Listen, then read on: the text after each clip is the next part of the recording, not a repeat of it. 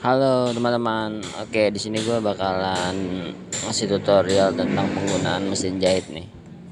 Ya pertama-tama karungnya kita lipat dulu dua kayak gini tuh, dilipat dua, dilipat kanan kiri, nah dilipit ke dalam, nah dikebawahin, nah diratain, habis diratain, nah kita ambil mesin jahitnya, nah ujungnya itu kita jepit, nah di sini.